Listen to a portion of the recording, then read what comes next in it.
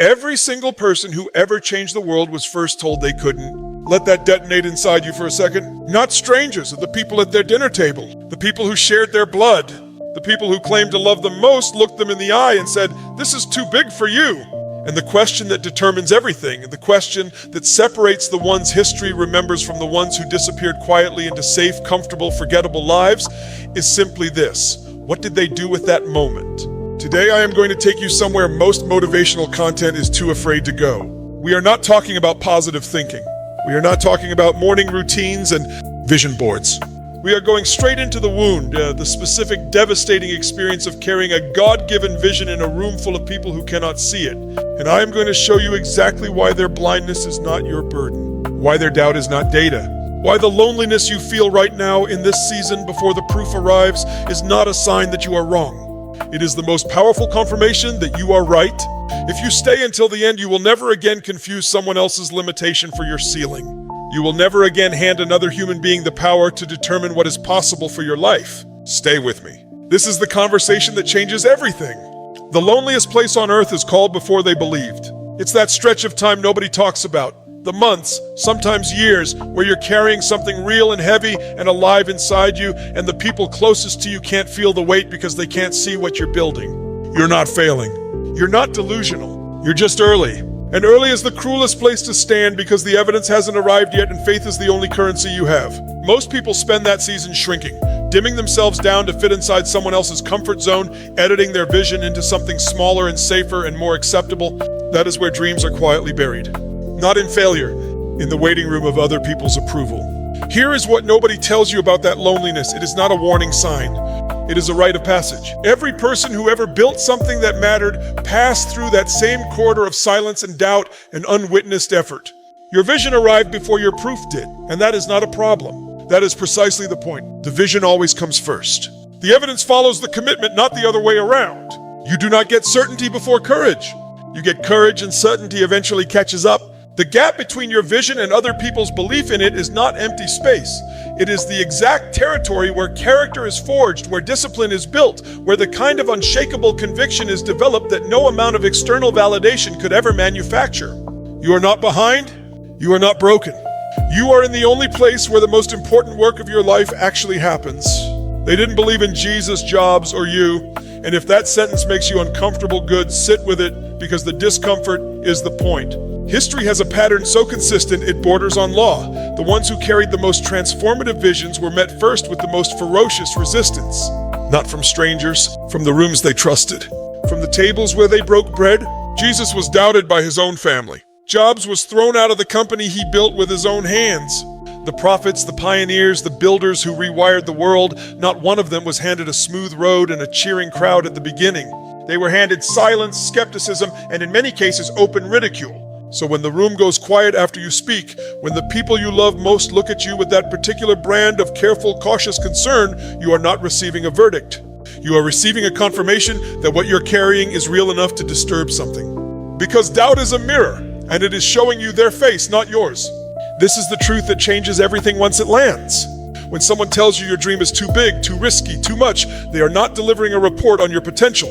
They are revealing the exact coordinates of their own fear. Their doubt is autobiographical. It is a confession dressed up as advice. The ceiling they see when they look at your vision is the ceiling they have quietly accepted for their own life, and your refusal to accept it unsettles something deep in them they have worked very hard not to look at. Their resistance is not about your limitations.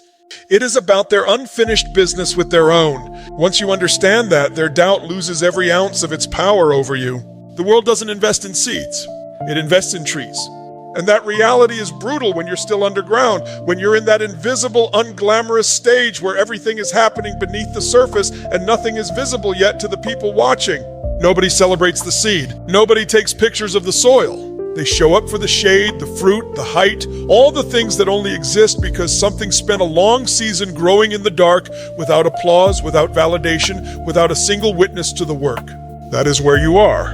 And the temptation in that place is to dig yourself up prematurely, to surface before you're ready because the silence is unbearable. And the moment you do that, you interrupt the very process that was building you into something unignorable. Stop asking for a sign. You are the sign.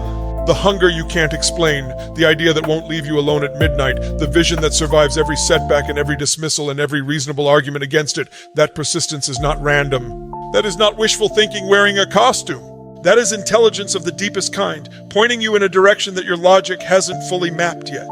The sign you keep waiting for is already living inside the fact that you cannot stop. Chase that.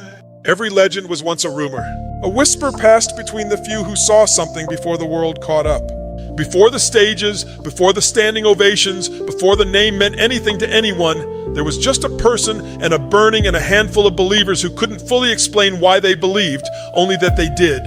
You are in the rumor stage, and the rumor stage is sacred because it is the last time the dream belongs entirely to you before the world gets its hands on it and its opinions on it and its ownership of it. Guard it. Feed it. Move in silence when silence is what protects it. They'll clap the loudest at the finish line. They just won't tell you about the starting line. They won't mention the calls they didn't return, the doubt they projected, the energy they withheld when you needed it most.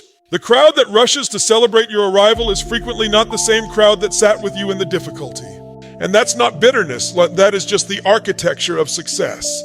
It attracts people at the end who were absent at the beginning. Know the difference between those who clapped early and those who only clap now. The moment you stop needing them to believe is the moment you win. Not when the money arrives, not when the recognition comes, not when the people who doubted you finally come around. The shift happens internally, quietly, and it is the most powerful transition a person can make, from seeking permission to owning conviction. When their belief stops being the fuel and your purpose becomes the fuel, something in you becomes unmovable, unchallengeable. Freed, unproven isn't unworthy, it's just early. The absence of evidence is not the presence of failure, it is simply the natural condition of anything that has not yet had enough time and pressure applied to it. A diamond doesn't apologize for being underground. It doesn't question its own worth because nobody has excavated it yet. It simply is what it is, completely without the world's confirmation. That is the posture, not arrogance. Not blind optimism, just an unnegotiable internal knowing that what you carry has value regardless of whether the market has priced it yet, regardless of whether the crowd has named it yet, regardless of whether anyone else has seen it yet. You came into this world with something specific inside you, not generic, not accidental. Something placed there with intention, with precision, with a purpose that was decided before you had the language to describe it. In the entire journey, every closed door, every cold room, every person who looked at your dream and looked away, none of it was evidence against you. All of it was training. All of it was pressure applied to something that was always meant to become unbreakable. The only question left is whether you will honor it. Not tomorrow, not when the conditions are perfect, not when someone finally gives you permission.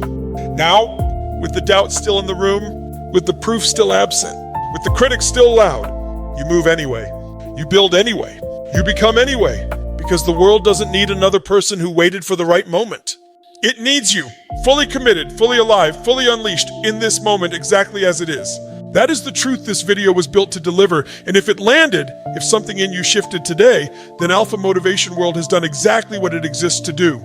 Thank you for watching. If this message found you at the right moment, hit like, leave a comment below telling me which keynote hit hardest, and subscribe because what is coming next will go even deeper. The next speech is going to challenge everything you think you know about to why most people never start. Do not miss it.